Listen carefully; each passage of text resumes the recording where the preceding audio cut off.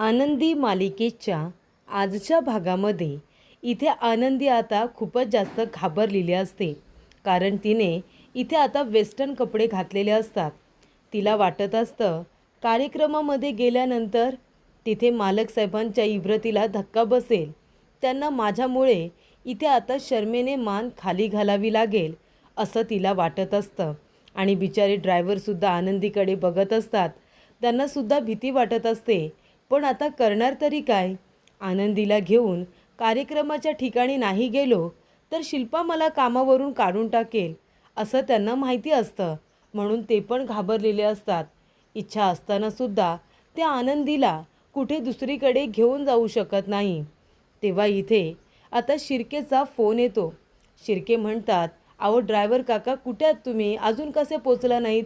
ते म्हणतात की मी थोड्या वेळातच पोचतोय, म्हणजे गाडी आता मी कार्यक्रमाच्या ठिकाणीच घेऊन येतोय. ते म्हणतात या लवकर या, मालक साहेब तुमची मगापासून वाट बघतायत. तेव्हा इथे आता शिर्केंनी सांगितलेलं असतं की मालक साहेब वाट बघतायत, लवकर या. ड्रायव्हर आणि इथे आनंदी दोघे पण घाबरलेले असतात. ड्रायव्हर म्हणतो की मी 2 मिनिटामध्ये आतमध्ये आलोच. आनंदी म्हणते की ड्रायव्हर काका काय झालं, आपण आता पोचलो का? ते म्हणतात हो मालकीनबाई आपण आता पोचलो. ती म्हणते नाही नाही, तुम्ही मला तिथे घेऊन जरी गेलात ना तरीसुद्धा मी गाडीच्या बाहेर उतरणार नाही हां. ह्या अशा ड्रेसमध्ये उतरण्यापेक्षा मी मेलेली बरी. मला खूपच जास्त कसं तरी होतं आहे. ह्या अशा वेस्टर्न ड्रेसमध्ये मी नाही बाबा उतरू शकणार. त्यानंतर प्रेक्षकांनो, गाडी कार्यक्रमाच्या ठिकाणी पोचलेली असते. तेव्हा ड्रायव्हर काका उतरतात आणि आनंदीचा दरवाजा उघडतात आणि म्हणतात, मालकीनबाई गाडीतून उतरा. मी दरवाजा उघडला आहे. ती म्हणते नाही नाही, मी नाही उतरणार. ह्या अशा ड्रेसमध्ये मी जर बाहेर आले तर मला इथे सगळेजण जज करतील. मालक साहेबांना किती लाज वाटेल. मी नाही येणार बाहेर. तेव्हा सगळेजण मीडियावाले इथे आता आनंदीचे फोटो वगैरे काढण्यासाठी रेडी बसलेले असतात. आनंदी म्हणत असते मी बाहेर येणार नाही. ड्रायव्हर दादा म्हणतात का बाहेर येणार नाही? अहो या मालक साहेब, मीडियावाले सगळेजण तुमच्याकडे बघतायत. तुम्ही जर गाडीतून बाहेर पडला नाहीत तर त्यांना कसं वाटेल बरं? मालक साहेबांना किती वाईट वाटेल. या बरं तुम्ही बाहेर या. तेव्हा इथे आनंदी म्हणते नाही, मी नाही येणार बाहेर. तेव्हा इथे युगंधर म्हणत असतो की आनंदी दरवाजा उघडून इतका वेळ झाला, गाडीतून बाहेर का येत नाही आहे? आणि इथे ड्रायव्हरसुद्धा तिथेच उभा आहे. नक्की काय झाले या दोघांना, असे का वागतायत? तर इथे माईने कॅमेरा आता सेट केलेला असतो. तेव्हा माईंना माहिती असतं आनंदीने कॅमेरा सेट केला आहे. तो आता मोबाईलमध्ये अटॅच केल्यामुळे मोबाईलवरती सगळं दृश्य दिसत असतं. तेव्हा माई म्हणतात आनंदी आता गाडीतून उतरेल. बघा आता सगळं काही दिसतंय. मी तिथे कॅमेरा चालू केलेला आहे. आता इथे आनंदी गाडीतून खाली उतरते. माई म्हणतात उतरली. आनंदी खाली उतरली बरं. तेव्हा इथे आनंदीला बघून सगळेजण आश्चर्यचकित होतात. आनंदी म्हणजे पारंपरिक पद्धत जपणारी. आनंदी म्हणजे इथे पैठणी वगैरे घालून येणार, दागिने घालणार, नथ घालणार, गजरे घालणार, आपली संस्कृती जपणारी आहे ती तशीच येणार. मालक साहेबांची बायको म्हणजे त्यांना इथे शोभणारी त्या पद्धतीनेच येणार. आता तसंच खरं तर तिने यायला पाहिजे होतं आणि तिलासुद्धा तसंच यायचं असतं. पण शिल्पाने हा सगळा जो काही तमाशा केलेला असतो ना विद्याधरच्या सांगण्यावरून, त्याच्यामुळे सगळा तमाशा हा खरं तर आनंदीचा नाही, संपूर्ण निंबाळकर कुटुंबाचा होणार असतो. कारण आनंदी आता निंबाळकरांची सून आहे. जेव्हा शिल्पाने तिला असा वेस्टर्न ड्रेस घातला तेव्हा तिने इथे आता युगंधरच्या इब्रतीचा, त्याच्या इथे मान सन्मानाचा, त्याच्या इज्जतीचा विचार करायला हवा होता. पण शिल्पाने स्वतःच्या अहंकारापुढे तिने निंबाळकरांच्या इज्जतीचा सुद्धा विचार केला नाही. तिने काय केलं, फक्त तिने आनंदीला अपमानित करण्यासाठी, युगंधरने आनंदीला हाकलून देण्यासाठी तिने संपूर्ण निंबाळकर कुटुंबाची इज्जत इथे आता पणाला लावली. तेव्हा प्रेक्षकांनो, युगंधर चिडतो. तो म्हणतो आनंदी अगं हे सगळं काय आहे? कसे कपडे घातलेस तू? अगं निंबाळकरांची सून आहेस ना, माझी बायको आहेस ना, आणि मी तुला सांगितलं होतं मराठमोळे कपडे घालून यायचं आहे. तुला इथे नऊवारी साडी किंवा पैठणी नेसून दागिने वगैरे घालून इथे यायचं होतं. तशीच तर आम्ही सगळेजण तुझी वाट बघतोय. आणि हे सगळं काय आहे? माई म्हणतात, काय झालं? युगंधर काय एवढा चिडलाय? आपल्याला जाऊन आता मोठ्या स्क्रीनवरती बघायला हवं. तेव्हा इथे बाहेर आता आप्पा आणि माई दोघे येतात. बघतात तर काय, आनंदीने साडी न नेसता वेस्टर्न ड्रेस घातलेला असतो. माई म्हणतात, हे सगळं काय आहे? या मुलीने हे काय घातलंय? अगं ती पैठणी नेसून जाणार होती ना शिल्पा, मग तिने हा वेस्टर्न ड्रेस का बरं घातला? आनंदी तर असं करणार नाही. शिल्पा, हे सगळं तू केलंस ना? का केलंस तू असं? किती विश्वासाने युगंधरने तुला ही जबाबदारी दिली होती, किती विश्वासाने दिली होती, पण तू काय केलास? युगंधरचा विश्वासघात केलास. निंबाळकरांची इज्जत चव्हाट्यावरती आणलीस. तुझ्या अहंकारापायी आनंदीला कमीपणा देण्यासाठी तू युगंधरच्या इज्जतीचा सुद्धा विचार केला नाहीस. लाज नाही वाटत आहे तुला शिल्पा असं वागताना? अगं का केलंस तू असं? का? कुठल्या इथे याचा अपमानाचा बदला घेतेस तू आनंदीकडून?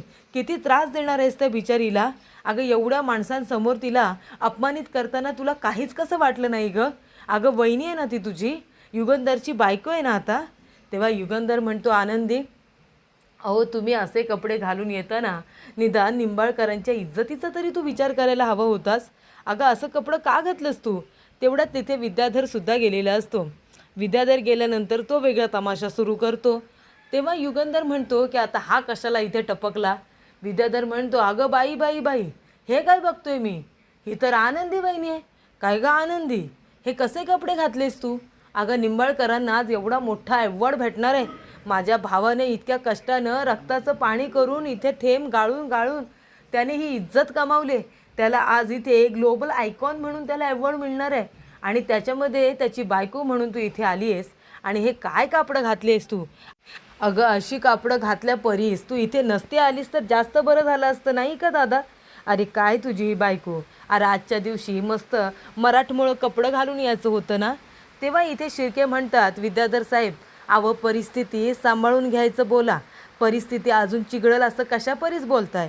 तेव्हा तो म्हणतो, ए बाबा शिर्के, अरे आता काय बोलणं अपेक्षित आहे रे मी? अरे इथे माझ्या वहिनीने जर दादाची किंमत ठेवली नाही आहे तर मी तरी काय करणार? इथं एवढी मोठी मोठी माणसं आली आहेत. माझ्या दादाने एवढ्या वर्ष कमावलेली इज्जत या आनंदीने एका मिनिटात धुळीला मिळवली. एवढं मोठं मीडियावाले आले आहेत, इथे एवढे मोठे साहेब आहेत, त्यांनी दादाला एवढा मोठा पुरस्कार देण्याचा निर्णय घेतला आहे आणि इथं त्याच्या बायकोनेही अशी कापडं घालावी? मीडिया नमस्कार, माफ करा माफ करा. म्हणजे आज तुम्हाला वाटलं असेल की दादाबाची बायको म्हणजे इथे आता मराठमोळ्या कपड्यांमध्ये यायला हवी होती, आपली संस्कृती जपायला हवी होती. आणि हिने काय केलं? त्या एन्व्हलपमध्ये जे आपल्याला आमंत्रण आलं होतं त्याच्यामध्ये स्पष्ट शब्दात लिहिलं होतं ना की आपल्या पद्धतीचं ट्रेडिशनल ती थीम असणार आहे, आपली संस्कृती जपणारं थीम असणार आहे. मग आनंदी, तरीसुद्धा तू अशी कापडं का घालून आलीस? नाही नाही, तुला काय दाखवून द्यायचं आहे की इथे आपली संस्कृती तुला जपायची नाही आहे?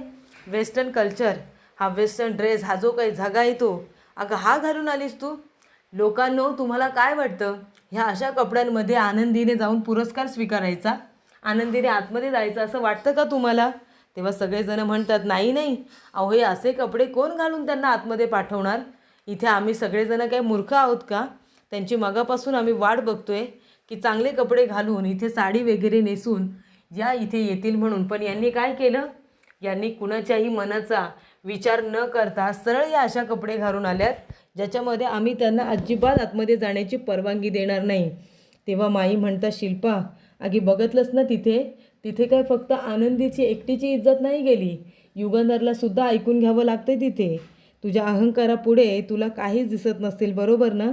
ती म्हणते, हो, माझा अहंकार आहे मोठा आणि माझ्या अहंकारासमोर आहे ना त्या आनंदीची काहीच लायकी नाही आहे. त्या आनंदीची लायकी तरी आहे का माझ्यासमोर उभं राहायची?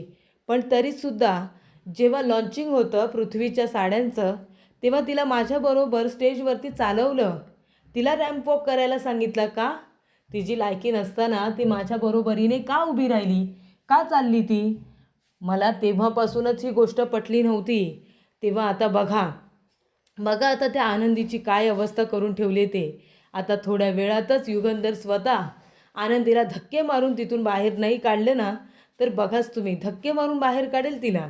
तेव्हा इथे सगळेजण म्हणतात, आम्ही यांना अशा कपड्यामध्ये आतमध्ये जाऊ देणार नाही. हा आपल्या संस्कृतीचा अपमान आहे. तुम्हाला आपली संस्कृती जपायची नाही आहे का? तेव्हा विद्याधर म्हणतो, काय रे दादा, अरे काय आहे? तुला सुद्धा असं दाखवून द्यायचं आहे का की तू पुढारलेल्या विचाराचा आहेस? या कपड्यांजवळ तुला काही प्रॉब्लेमच नाही आहे. ती म्हणते, त्यांना प्रॉब्लेम नसेल पण आम्हाला आहे. बायका म्हणतात की आम्ही नाही त्यांना इथे असं स्वीकारणार. जायला सांगा तुम्ही त्यांना इथून. तेव्हा इथे आनंदी म्हणते, मालक साहेब मी जाते. मला नाही थांबायचं इथे. माझ्यामुळे तुम्हाला मान खाली घातलेली मला नाही चालणार. मी जाते इथून. तेव्हा इथे आता युगंधर म्हणतो, आनंदी थांब. आणि तो आनंदीचा हात पकडतो आणि तिला थांबून घेतो. तेव्हा इथे आनंदी म्हणते, नाही मालक साहेब, मला जाऊ द्या. मला इथे तुमचा अभिमान बनून यायचं होतं, पण मला तुमची इज्जत घालवायची नव्हती. प्लीज मला जाऊ द्या. तेव्हा इथे युगंधर म्हणतो, नाही आनंदी, तू कुठेही जायचं नाही आहे. तू माझी बायको आहेस, तू माझी अर्धांगिनी आहेस. माझा मान सन्मान जपण्यासाठी तू इथे आली आहेस. तेव्हा जे आमदार वगैरे असतात ते म्हणतात, अहो मालक साहेब हे काय बोलताय तुम्ही? अहो कसला मान सन्मान? यांनी तुमच्यासाठी इथे कसं तयार होऊन यायला हवं होतं आजच्या मराठमोळ्या संस्कृती भरलेल्या कार्यक्रमामध्ये. आणि आता यांनी काय केलं आहे, तर हे वेस्टर्न कपडे घालावेत. तेव्हा युगंधर म्हणतो, एक मिनिट, नाही का अडचण काय तुम्हाला? ही माझी बायको आहे. तिच्याबद्दल बोलताना तुम्ही जरा विचार करून बोला. युगंधर निंबाळकरांची इज्जत आहे ती. तिच्याची बायको आहे ती. तुम्ही मगापासून मला टोमणे मारताय. मी सहजपणे शांतपणे ऐकतोय. पण तुम्हाला एक गोष्ट कळली नाही. तुम्हाला हा वेस्टर्न ड्रेस धागा तुम्हाला दिसतोय, हा गाऊन तुम्हाला दिसतोय. ते उघडे खांदे फक्त तुम्हाला दिसत आहेत, कारण का ती स्टाईल आहे म्हणून. आणि त्याच्यामध्ये ते तिने जी संस्कृती जपणारं, तिने आपलं सौभाग्याचं लेणं जे घातलं आहे ते तुम्हाला दिसलं नाही. तिने आतमध्ये मंगळसूत्र घातले ते तुम्हाला दिसलं नाही. तिला तुम्ही हवं ते बोलताय. तिने हील घातले, त्या हीलमध्ये तिने जोडवं घातले ते तुम्हाला दिसत नाही आहे. जोडवं पण घातले ना तिने, मग तिने का संस्कृती जपली नाही आहे? अहो कपडे हे फक्त माणसाचं अंग झाकतात, पण माणसामध्ये जी इथे आता आपली संस्कृती जपण्याची जी ताकद आहे, त्यामुळे माणसाचं चारित्र्य ठरत असतं. आणि तिने माझ्या घराची आणि त्याचबरोबर चारित्र्य जपण्याची गोष्ट केली आहे. तिने मंगळसूत्र पायामध्ये जोडवं घातलं आहे, म्हणजे ती संस्कृती जपत नाही असा त्याचा अर्थ होत नाही. काय चुकीचं केलं आहे तिने? हां, तिची काहीतरी इच्छा नसतानासुद्धा तिने हे कपडे घातले असतील. तिला काहीतरी अडचण असेल म्हणूनच तिने हे कपडे घातले असतील. मला विश्वास आहे आनंदीवरती. मी मान्य करतो की मला पण हे पटलेलं नाही आहे. अहो पण काहीतरी अडचणी असतील ना, काही प्रॉब्लेम असतील, त्यामुळे तिने हे कपडे घातले असतील. आपण तिचीसुद्धा बाजू ऐकून घ्यायला पाहिजे ना. नाहीतर रॅम्प वॉक करती साडी नेसून रॅम्प करणारी माझी आनंदी, त्याचबरोबर घरामध्ये सुद्धा ती कधीही कुठलेही कपडे ती घालत नाही, फक्त साडी नेसत असते. आणि एवढ्या मोठ्या सोहळ्याला ती साडी नेसून येणार नाही असं होणारच नाही. पण जर तुम्हाला माझ्या बायकोचा अपमान करायचा असेल, निंबाळकरांच्या इज्जतीचा अपमान करायचा असेल, तर हा जो काही मला एवढा मोठा अवॉर्ड मिळतोय ना, ग्लोबल आयकॉन वगैरे, तो मला नको आहे. मी स्वतः तो नाकारतोय. कारण का, प्रश्न माझ्या इथे संस्कारांचा आहे, प्रश्न माझ्या इज्जतीचा आहे. आणि जर ती इज्जत माझ्या बायकोला मिळणार नसेल तर मला तो अवॉर्ड घ्यायचा नाही आहे. मी नाकारतो तो अवॉर्ड. अरे तुम्ही पुढारलेल्या विचाराचे का नाही? बाकीच्या सगळ्या गोष्टी तुम्हाला जमतात, पण एका अवॉर्ड फंक्शनमध्ये फक्त वेस्टर्न ड्रेस का घातला म्हणून तुम्ही माझ्या बायकोचा अपमान करणार, निंबाळकरांना अपमानित करणार? हे मी खपून घेणार नाही. मी आणि आनंदी आम्ही आत्ताच्या आत्ता इथून निघून जातो आहे. नको आहे मला तुमचा अवॉर्ड वगैरे. तेव्हा प्रेक्षकांनो, आनंदीला आता इथे आपली बाजू घेतली म्हणून अभिमानसुद्धा वाटत असतो, पण अवॉर्ड नाकारत असतो म्हणून तिला वाईटसुद्धा वाटत असतं. तर प्रेक्षकांनो, पुढील भागामध्ये इथे आता युगंधरला समजलेलं असतं की आनंदीला ड्रेस हा शिल्पाने घालायला सांगितलं आहे. तो फोन करतो आणि म्हणतो, शिल्पाताई, आनंदीला तू जबरदस्तीने हा ड्रेस घालायला लावलास ना. आता एक काम कर, मी येईपर्यंत तुझे कपडे वगैरे भरून ठेव, गाशा गुंडाळून ठेव. तुला आता घर सोडावं लागणार आहे. त्यानंतर शिल्पा प्रचंड घाबरलेली असते. तेव्हा इथे युगंधर आपल्या खांद्यावरती जो आता कपडा असतो ना, तो तिच्या खांद्यांवरती टाकतो. आणि त्यानंतर ते उपरण तिच्या खांद्यावरती टाकल्यानंतर तिलासुद्धा कम्फर्टेबल वाटतं. तेव्हा इथे पत्रकार इंग्रजीमध्ये त्याला प्रश्न विचारत असतात, तेव्हा आनंदी इंग्रजीमध्ये उत्तरं देते. त्याचबरोबर इथे आता चालत असताना हिल वाकडी होते म्हणून आनंदी पडणार असते, पण तेवढ्यातच युगंधर तिला सावरतो, तिला पडू देत नाही आणि तिला पकडतो. तेव्हा प्रेक्षकांनो, मीडियावाले त्यांचे आता असे छान छान फोटो क्लिक करतात आणि इथे आता युगंधरने आनंदीचा फक्त हात पकडून तिला सावरलेलं नसतं, तर तिचा स्वाभिमानसुद्धा जपलेला असतो. त्यामुळे प्रेक्षकांनो, इथे आता शिल्पाचा प्लॅन फ्लॉप झालेला असतो. युगंधरने आनंदीला तिथून न पाठवता तिचा हात पकडून त्या सगळ्यांसमोर खंबीरपणे उभा राहतो.